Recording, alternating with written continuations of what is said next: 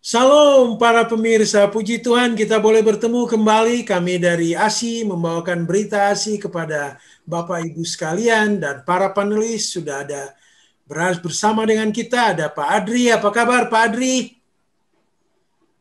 Amin. Ada Pak Tobing, apa kabar Pak Tobing? Halo, puji Tuhan, kabar baik Pak Darwis. Oke, ada Pak Fajar juga, apa kabar Pak Fajar? Ya, puji Tuhan Pak Darwis. Ya. Terima kasih.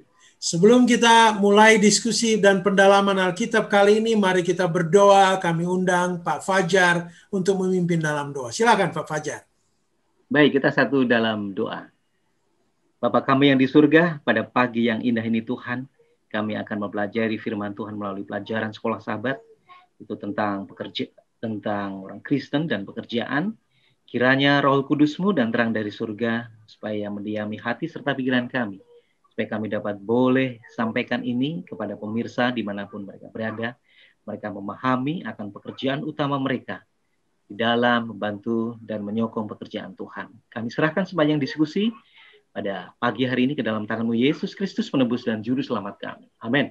Para pemirsa di mana saja berada, kita ada topik menarik ini sebagai orang Kristen, bagaimana kita mengelola pekerjaan kita dengan baik. Berbeda dengan yang bukan Kristen. Karena ada guidelines, ada ajaran yang perlu kita terapkan dalam kehidupan kita. Mari kita undang Pak Tobing untuk membawakannya kira-kira apa yang kita boleh cakup dalam diskusi kita kali ini. Silakan Pak Tobing. Ya, makasih Pak Darwis. Pemirsa yang berkati Tuhan, ini pelajaran sangat baik di mana kita setiap hari melakukan pekerjaan kita. Ya. Jadi kita harus tahu sebenarnya kenapa kita harus bekerja, lalu bagaimana kita mengerjakan pekerjaan kita. Ini ayat hafalan sangat bagus di 1 Korintus 15 ayat 58. Karena itu saudara-saudaraku yang kekasih, berdirilah teguh dan giatlah selalu dalam pekerjaan Tuhan. Ketahuilah bahwa pekerjaanmu dalam persekutuan dengan Tuhan tidaklah sia-sia. Jadi kita tahu bahwa begitu Allah selesai menciptakan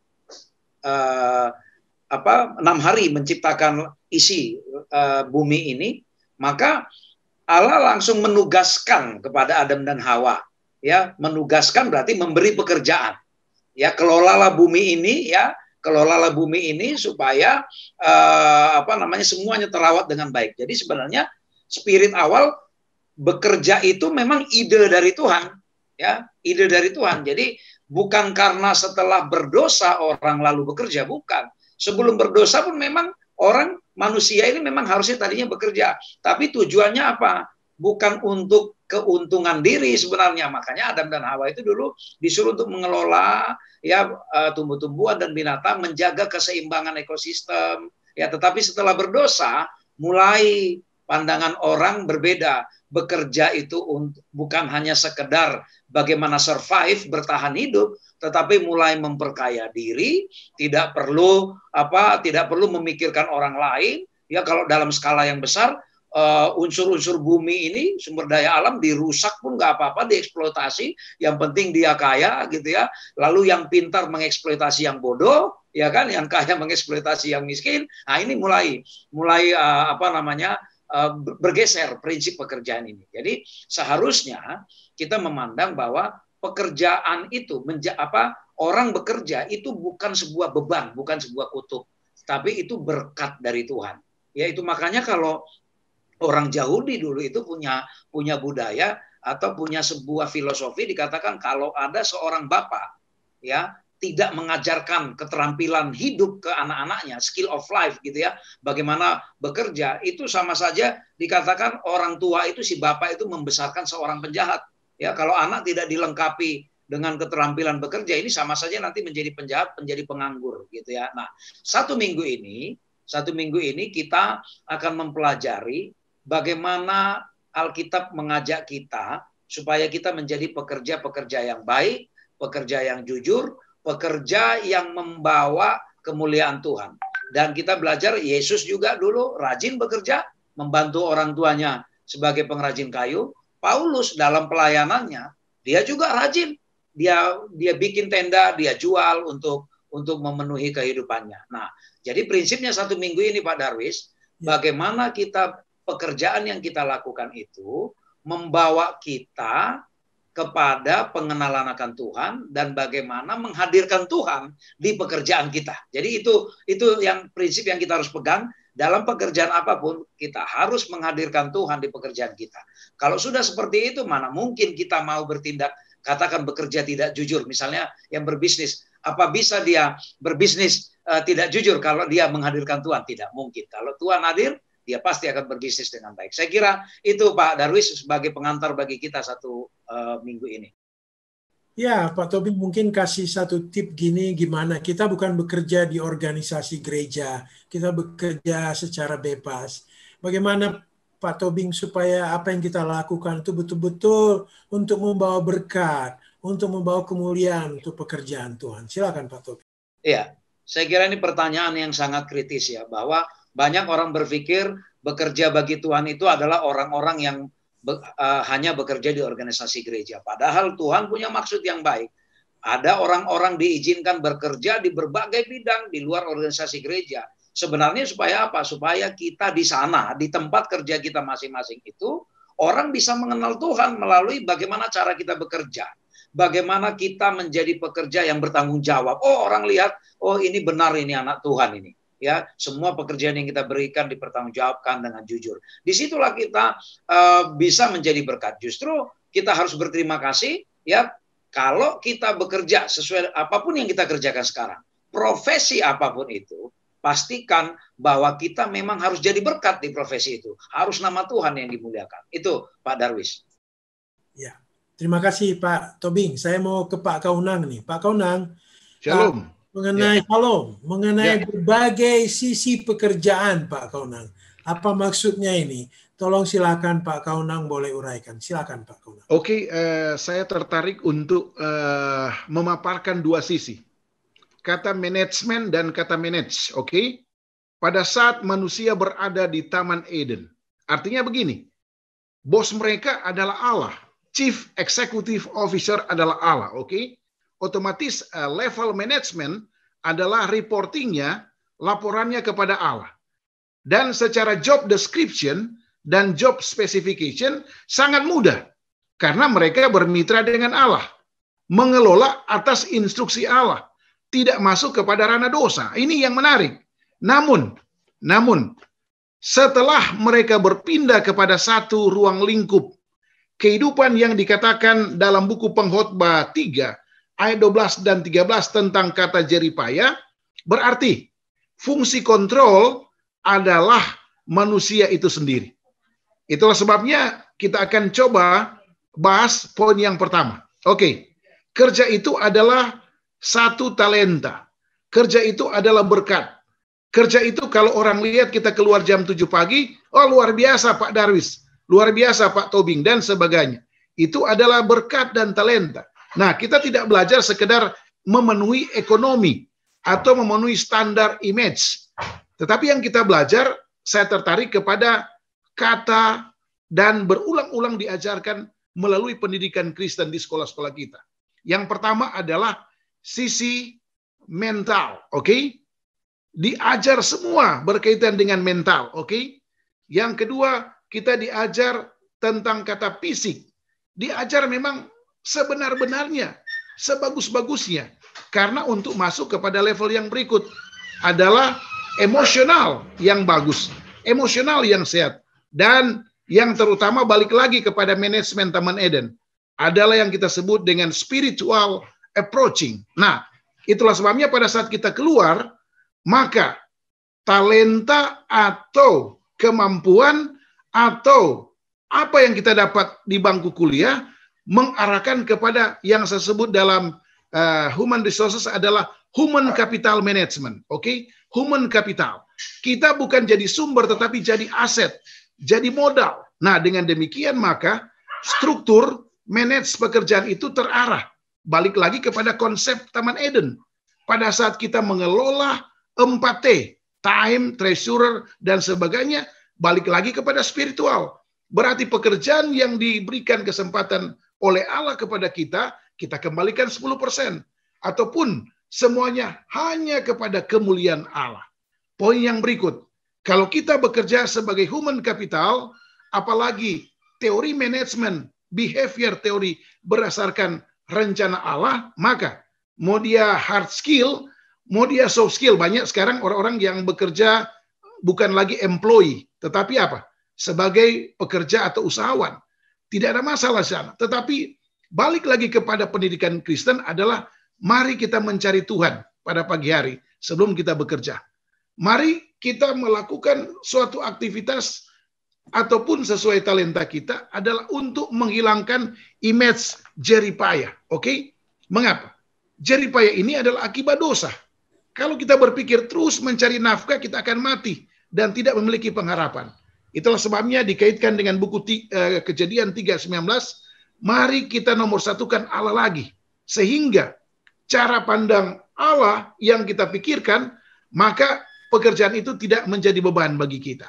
Sehingga dikatakan bahwa dari sisi pekerjaan kita oke, dari sisi image orang terhadap kita oke, apalagi cara pandang kita kepada Allah, dan Allah akan memberikan satu pendelegasian tugas yang luar biasa adalah bermitra dengan Allah dengan talenta kita ataupun pekerjaan kita untuk menyebarkan Injil kepada orang-orang lain, untuk mempercepat kedatangan Yesus melalui pekerjaan kita. Dan kelihatan inilah yang menjadi satu pemahaman yang luas bagi para umat-umat Tuhan, orang-orang yang memiliki talenta apapun di dalam tugas kita apapun, untuk selalu balik lagi kepada apa? Rencana Allah, rancangan Allah yang luar biasa kepada masing-masing kita untuk spread the gospel melalui apa? Talenta saya dan saudara. Ini Pak Darwis yang menarik. Terima kasih Pak Kaunang. Ini penerapan aja Pak Kaunang. Semua kita bekerja, ada pelayanan, dan ada juga untuk kebutuhan hidup. Ya kadang-kadang tanpa sadar Pak Kaunang, ya kalau kita lihat banyak juga orang berakhir di pengadilan, di penjara. Bagaimana kita jangan sampai ini terjadi di dalam kehidupan kita. Silakan Pak Kaunang. Oke, saya coba baca buku Education 21, dikatakan bahwa anak-anak Tuhan sebenarnya tidak arahnya ke sana, tidak usah ke sana. Kalau kita menyerahkan burden, ya, beban itu kepada Yesus Kristus, oke? Kita serahkan beban kita kepada Allah sebagai Maha Pencipta yang kita belajar sebelumnya. Sehingga tidak ada dispute, tidak ada problem, tidak ada case. Karena apa? Kita selalu memuliakan Tuhan melalui apa? Pekerjaan kita. Kalau kita indikasinya ke sana, maka Tuhan kita nomor 2-kan. Dan itu resikonya long term risk. Itu Pak Darwis yang mungkin sedikit perbincangan sehubungan dengan pertanyaan Bapak barusan. Ya, terima kasih Pak Kaunang. Saya mau ke Pak Fajar ini. Pak Fajar, ini ada topik pekerjaan dan pemeliharaan. Nah ini gimana hubungannya Pak? Silakan Pak. Ya, terima kasih Pak Darwis. Ini sebetulnya udah dijelasin ya semua oleh panelis ini ya, apa tujuan kita bekerja, kemudian pertama kali kodratnya manusia itu memang harus bekerja ya.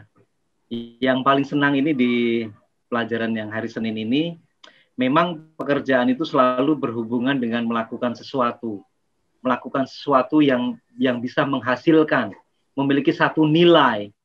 Jika kita tidak melakukan sesuatu dan tidak bernilai, bahkan kita tidak melakukan sama sekali, itu artinya kita sebagai seorang yang pemalas, yang tidak bisa menghasilkan sesuatu yang bernilai. Dan ini bertentangan sekali dengan Alkitab, Pak Darwis. Di Alkitab itu dianjurkan bahwa kita itu mesti rajin bekerja, menggunakan tangan kita, memiliki satu keterampilan, sehingga kita itu bisa menghasilkan sesuatu yang bernilai. Nah, sesuatu yang bisa bernilai ini akan menghasilkan sesuatu untuk kebutuhan kehidupan kita, bukan saja untuk memenuhi kebutuhan kita di atas dunia ini, tetapi ini menjadi satu berkat, menjadi satu saluran berkat bagi orang lain.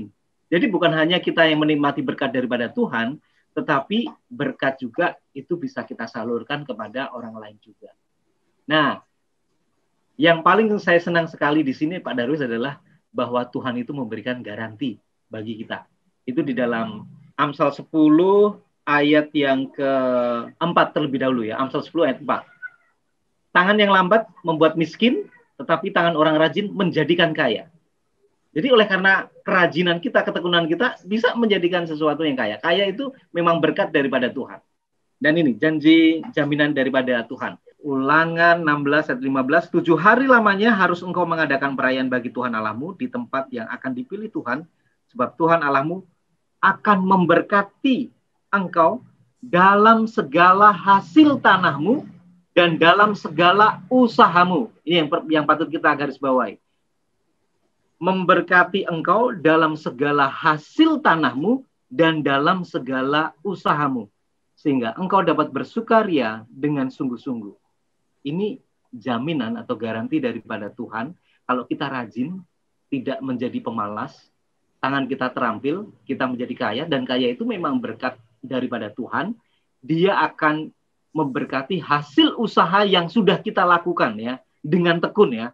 Dan hasil tangan usaha kamu itu akan diberkati oleh Tuhan. Jadi kita nggak perlu khawatir dan tidak perlu ragu-ragu. Kita tidak disertai oleh Tuhan. Justru kita merasa yakin bahwa Tuhan itu akan memberikan satu perlindungan dan pemeliharaan buat kita, supaya kita itu tetap bekerja dengan tekun, dan nantinya pada waktu kita bekerja dengan tekun, kita menjadi satu saluran berkat bagi orang lain. Jadi bukan hanya kita yang terberkati dengan pekerjaan kita, tentunya orang lain juga akan memperoleh berkat. Jadi salinglah kita berbagi satu sama lain, khususnya pada masa pandemik ini ya, berbagi di dalam kesesakan. Wah, ini luar biasa sekali. Bahkan Paulus pun tadi dijelaskan oleh Saudara Elvin, di dalam pelayanan dia sendiri membuat tenda, ya. Dia tidak mengharapkan mungkin dari persembahan-persembahan dari kunjungan-kunjungan mereka, tapi Paulus dan timnya ini memiliki satu pekerjaan yang lain, yaitu membuat tenda itu untuk menghidupi perjalanan, mengongkosi perjalanan mereka. Ini luar biasa untuk cost of living mereka ya, dimanapun mereka berada. Tapi pekerjaan utama mereka menyampaikan pekabaran Injil. Ini luar biasa sekali nih Pak Darwis. Iya. Terima kasih Pak Fajar. Ini pertanyaan aja Pak Fajar. Tadi Pak Fajar bilang orang rajin bisa kaya. Saya khawatirnya udah kaya jadi serakah Pak. Tidak memberikan berkat lagi bagi orang lain. Bagaimana kita pastikan supaya kita tetap walaupun kaya, kita menjadikan berkat bagi orang lain. Silakan Pak Fajar. Baik, yang pertama adalah kita mesti harus menyadari Pak Darwis. Kita menyadari bahwa pekerjaan, berkat-berkat yang kita terima itu semuanya daripada Tuhan. Kadang-kadang kita lupa diri, kita selfish, kita memperkaya diri. Itu tadi yang sudah disampaikan oleh Pak Nuslain ya. Jadi kita lebih cenderung memperkaya diri, mengeksploitasi apa yang ada di atas muka bumi ini. Kita menggunakan sumber-sumber alam, sumber daya yang kita miliki hanya untuk sekedar keuntungan untuk kita sendiri. Itu salah sekali. Alkitab memberikan satu nasihat yang terbaik, bila mana kita memiliki satu pekerjaan, biarlah pekerjaan ini bisa menjadi satu saluran berkat bagi orang lain. Kita berbagi kasih kepada orang lain juga. Meskipun kita kekurangan, malah justru kalau kita membagikan sesuatu bukan dari kelebihan tapi dari kekurangan, itu seperti janda yang luar biasa sekali itu. Jadi oleh karena itu nasihat yang terindah di dalam pena inspirasi, biarlah kita menjadi satu saluran berkat dari pekerjaan tangan usaha yang kita lakukan. Saya pikir itu Pak Darwis. Terima kasih Pak. Saya mau kembali ke Pak Tobing ini. Pak Tobing, ada topik ini pekerjaan dan kesempurnaan. Ini kata sempurna orang sangat suka sekali Pak Tobing. Apa maksudnya ini pekerjaan dan kesempurnaan? Silakan Pak Tobing. Baik, terima kasih Pak Darwis. Jadi hari ini kita diberi sebuah pembelajaran yang bagus dari bagaimana Tuhan ketika memberikan instruksi kepada Musa ketika diminta untuk membangun kemah suci, ya. Bagaimana Tuhan memberikan instruksi yang sangat detail bagian per bagian, termasuk urut-urutannya ya, mulai ya kalau kita baca di mana itu di Keluaran 25 sampai 31 itu adalah detail bagaimana kemah suci. Jadi mulai dari pintu gerbangnya, meja pedupaan, semua sampai ke bagian dalam. Ya, sangat detail sekali, rinci, dan Tuhan juga meminta supaya Musa membangunnya itu dengan bahan-bahan atau material yang terbaik, ya, yang terbaik. Nah, apa pelajaran yang mau kita ambil di sini? Dalam bekerja itu yang Tuhan kehendaki nggak boleh asal ada, asal jadi, ya, nggak boleh ya sekena hati, nggak boleh seperti itu. Tetapi ketika Tuhan mempercayakan sebuah tugas kepada kita, sebuah pekerjaan, kita harus mengerjakan itu dengan sesungguh hati kita, sedetail mungkin, dan mengutamakan kualitas, tidak, sekali lagi, tidak asal jadi, ya, mengutamakan kualitas dari pemilihan bahan, ya, pemilihan material, pengaturan waktu, dan bahkan pemilihan siapa orang yang mengerjakannya. Nah, jadi bahkan di situ di dalam di dalam Keluaran 31 ayat 1 sampai 6, Tuhan pun menginspirasi atau mengilhami orang-orang pilihan, ya, kalau kita baca di Keluaran 31 itu yang namanya Bezaleel itu, Tuhan memilih orang yang ahli, ya, memilih orang yang ahli yang tepat di situ. Nah, jadi kepada kita saudara-saudari sekalian dimanapun kita berada, Tuhan menuntut kesempurnaan kualitas, ya, sebaik mungkin kita, ya, ketika kita mengerjakan sesuatu. Jangan asal-asalan. Di tempat pekerjaan, ya, kalau dalam aplikasinya, di tempat pekerjaan juga, misalnya, ya, kita nggak senang dengan pegawai atau karyawan yang kerja asal jadi, ya, dadak-dadakan, lalu ya, kalau lagi mood hatinya dia kerjakan, ya, kalau enggak dikerjakan. Lalu deadline juga melenceng. Nah, Tuhan enggak mau seperti itu. Jadi kita tadi, ya, dikatakan di awal tadi, bagaimana kita sebagai manusia Tuhan percayakan pekerjaan. Dimanapun kita bekerja, tunjukkanlah bahwa kita adalah pekerja yang berkualitas, yang tidak menghadirkan hasil kerja asal jadi, tetapi yang benar-benar maunya yang sempurna, yang paling bagus yang kita berikan. Saya kira itu, Pak Darwis. Terima kasih Pak Tobing, terima kasih. Cuman kadang-kadang Pak Tobing kita mempunyai banyak keterampilan, Pak Tobing. Ya, tiap orang punya keterampilan sendiri. Bagaimana keterampilan ini bisa semua boleh digunakan untuk mendukung pekerjaan Tuhan, Pak Tobing. Silakan, Pak Tobing. Ya, wah, ini pertanyaannya bagus sekali. Jadi dalam bahasa lain kan dari pertanyaan ini, apakah keterampilan yang ada sama kita ini kita bisa gunakan untuk pekerjaan Tuhan? Nah, itu saya kira kan jadinya, ya. Jadi jangan kita pikir bahwa yang bisa untuk pekerjaan Tuhan itu hanyalah berkhotbah misalnya. Hanya mungkin menyanyi, ya. Saya kira bukan seperti itu. Ya, ini pertanyaan yang sangat bagus. Ketika kita punya keterampilan, apakah kita sebagai tukang las? Apakah kita sebagai pedagang? Ya, pedagang kecil-kecilan, bukan pebisnis yang besar. Apakah kita itu sebagai sekarang, ya, sebagai pengendara ojek online, ya? Bagaimana itu semua kita pakai supaya kita bisa mengoptimalkan itu menjadi karunia, ya, untuk pekerjaan Tuhan. Nah, jadi pertama sekali adalah marilah kita terima apapun keterampilan yang Tuhan berikan itu, marilah itu kita terima sebagai cara Tuhan, ya, cara Tuhan berkomunikasi kepada kita, mengingatkan kita agar keterampilan kita ini tujuannya untuk membawa orang kenal kepada Tuhan. Yang tukang ojek online, gunakanlah waktu berbincang dengan penumpang itu untuk memperkenalkan siapa Tuhan kita. Yang guru, sampaikanlah hal-hal yang baik, ajaran-ajaran baik yang kita tahu dari Alkitab.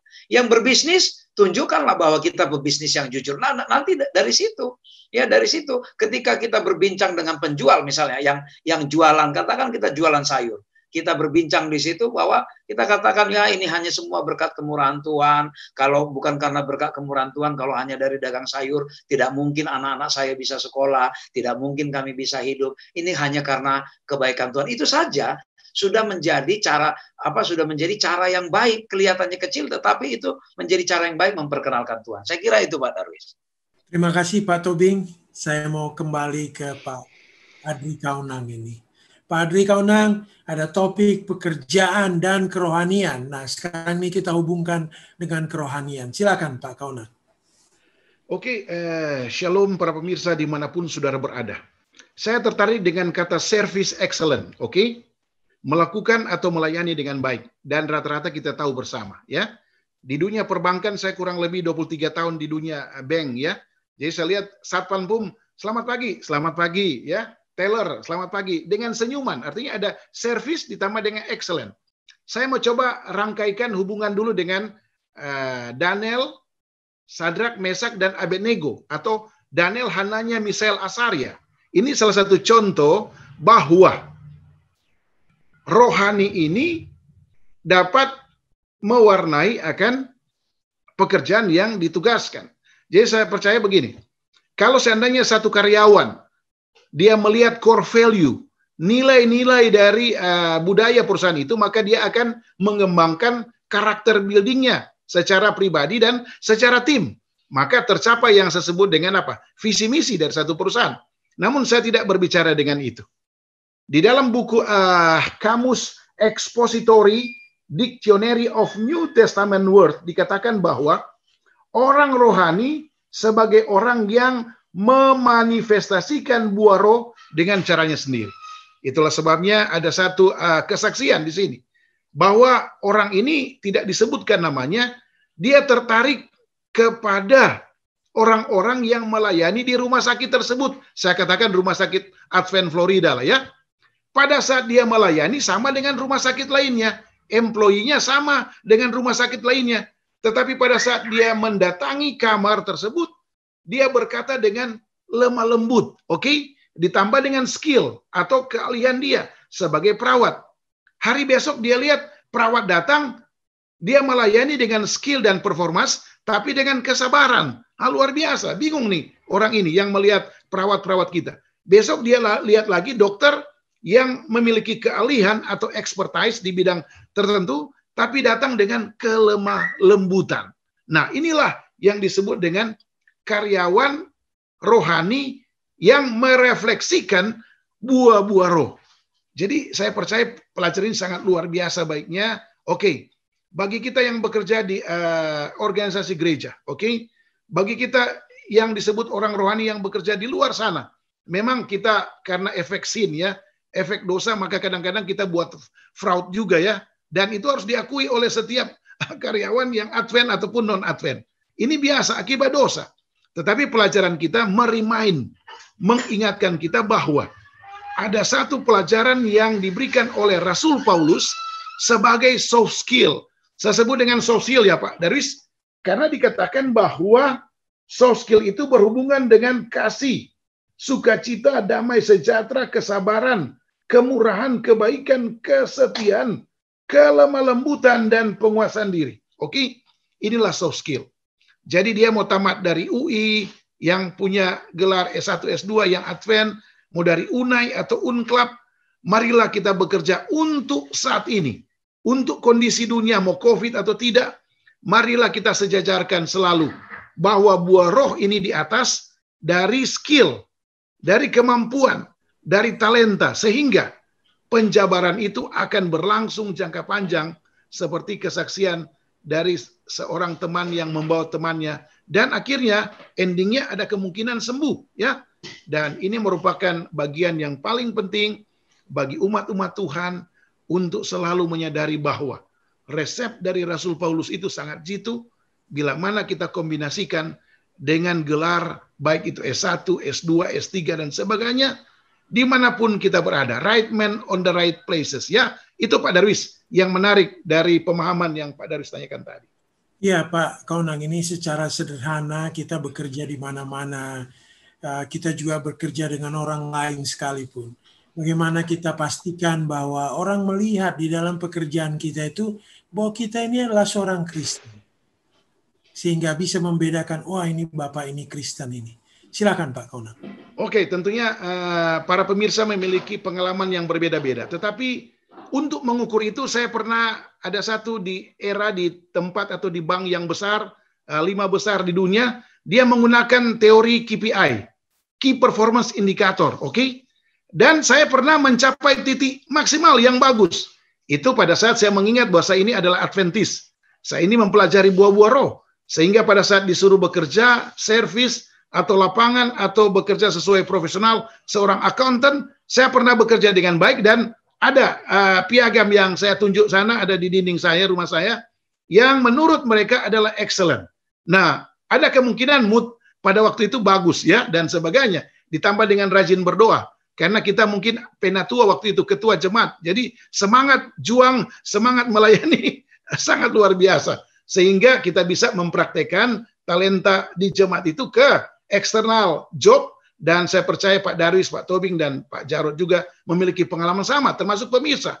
Inilah yang mungkin yang bisa menjawab pertanyaan yang luar biasa dari Pak Darwis. Terima kasih. Ya, terima kasih Pak Kaunan. Mungkin saya ke Pak Fajar nih, Pak Fajar. Ini satu topik mengenai pekerjaan dan penata layanan. Nah, ini satu kata penata layanan ini perlu supaya pemirsa semua boleh jelas. Silakan Pak Fajar. Iya, terima kasih Pak Darwis.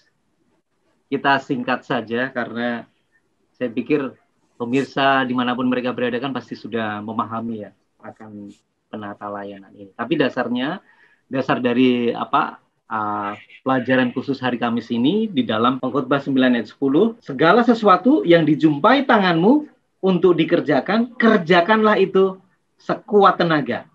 Karena tidak ada pekerjaan, pertimbangan, pengetahuan, dan hikmat dalam dunia orang mati. Kemana engkau akan pergi. Jadi ini nasihat daripada Tuhan sendiri ya. Jika kita memiliki satu pekerjaan, kerjakanlah penuh dengan sukacita, pekerjaan dengan sekuat tenaga. Jadi memang Tuhan itu memberikan kesempatan, memberikan resource, sumber daya kepada kita supaya kita bisa kelola dengan baik.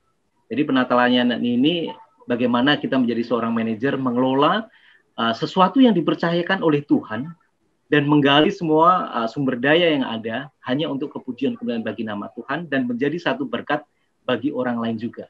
Nah, bagaimana kita pekerjaannya? Pekerjaannya penuh dengan sukacita, bekerja dengan sekuat tenaga. Karena Tuhan sendiri sudah memberikan satu jaminan ya, Dia akan berkati bila mana kita tekun, kita bekerja dengan keras untuk kemuliaan Tuhan. Namun kadang-kadang kalau dari sisi pekerjaan dan penata layanan ini kadang-kadang kita berpikir itu hanya penata layanan kepada uang saja. Bagaimana mengelola uang, kemudian perpuluhan, dan lain sebagainya. Bukan itu saja, Pak Darwis. Bukan itu saja. Tetapi bagaimana kita memanage waktu kita, kemudian keuangan kita, kemudian energi kita, bakat, talenta, karunia yang Tuhan sudah berikan bagi kita. Bagaimana ini kita gunakan ini, kita kelola dengan baik, untuk membantu pekerjaan Tuhan, untuk kemuliaan bagi nama Tuhan, untuk menghidupi kehidupan kita, dan untuk menjadi satu berkat bagi orang lain juga. Nah, ini sesuatu yang luar biasa. Nah, ada satu nasihat yang baik bagi kita semuanya. Bila mana kita melakukan sesuatu yang berlebihan, itu juga tidak bagus juga.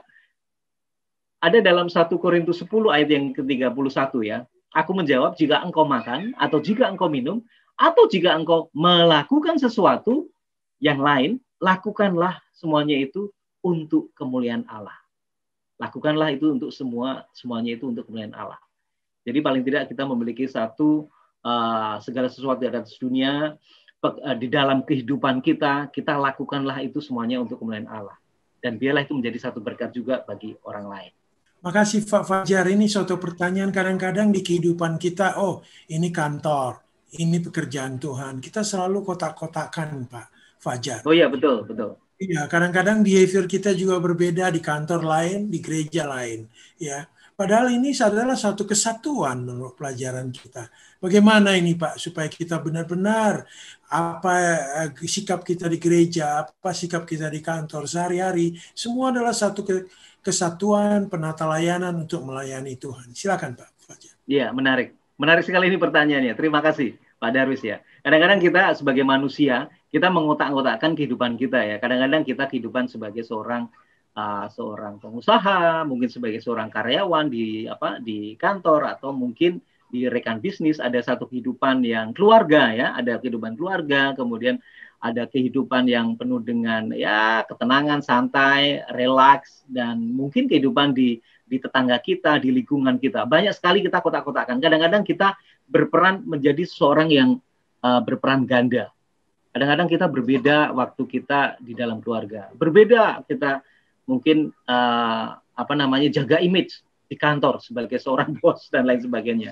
Nah, ini kan kadang-kadang sering mengotak-ngotakkan kehidupan-kehidupan ini. Nah, ini menjadi satu tantangan bagi kita semua ya, kepada pemirsa juga, bagaimana kita itu bisa menyeimbangkan satu sama lain. Dan yang paling penting adalah bagaimana kita bisa bekerja sama dengan Tuhan, Pak Darwis. Bagaimana kita bisa membawa Tuhan di dalam setiap kehidupan kita di atas dunia ini. Entah itu pada waktu kita menjadi seorang karyawan, menjadi seorang pengusaha, menjadi seorang tetangga, menjadi seorang ayah dalam kehidupan rumah tangga kita. Kita bekerja sama dengan Tuhan. Kita mengelola keuangan kita, waktu kita, energi kita, pikiran kita, hati kita, itu bersama-sama dengan Tuhan. Jadi pada waktu kita membawa Tuhan di dalam setiap kehidupan, mereka akan melihat kita memiliki satu Tuhan yang luar biasa.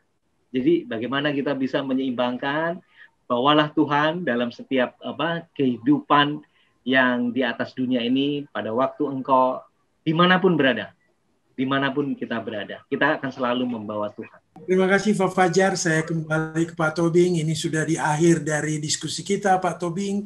Mungkin Pak Tobing bisa memberikan beberapa kesimpulan sebagai bagian dari diskusi kita, sehingga para pemirsa kita mendapatkan inspirasi baru untuk membawakan dalam kehidupan sehari-hari. Silakan Pak Tobing.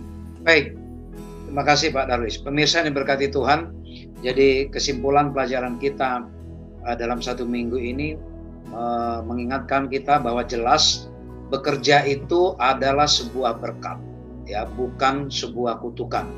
Ya, ketika manusia berdosa pun bukan pekerjaannya yang Tuhan kutuk, ya. Kalau di Kejadian 3:17 kan dikatakan terkutuklah tanah oleh karena engkau. Jadi yang dikutuk itu adalah tanah dalam artian kita akan mengalami kesulitan, ya. Setelah berdosa kita akan mengalami kesulitan. Tetapi apakah kesulitan itu adalah cara Tuhan menyiksa kita? Oh bukan.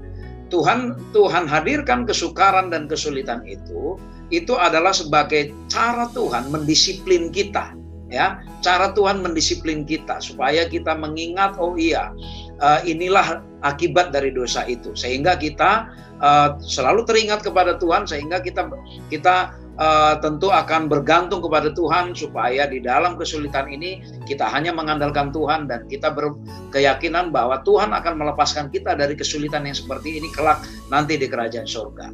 Lalu kita harus hati-hati, memang kita diminta bekerja. Bahkan dikatakan kalau di dalam 2 Tesalonika 3 ayat 10 dikatakan jika orang tidak mau bekerja, janganlah ia makan. Kalau dalam filosofi Jawa ya ada dikatakan begini, ora obah orang mamah, kalau nggak bekerja ya nggak boleh makan, ya orang obah orang mamah. Itu dalam filosofi Jawa itu sangat dalam sekali. Jadi kalau kita nggak obah itu kan bergerak. Kalau nggak ada pergerakan ya kita memang nggak boleh makan. Nah, jadi persis di dalam 2 Tesalonika 3 ayat 10. Tetapi kita bekerja bukan hanya untuk cari makan, tetapi kita bekerja itu memang untuk menunaikan tugas sebagai ciptaan Tuhan, bagaimana kita mempertanggungjawabkan tadi yang disampaikan Saudara Fajar, mempertanggungjawabkan semua sumber daya yang Tuhan sudah berikan kepada kita.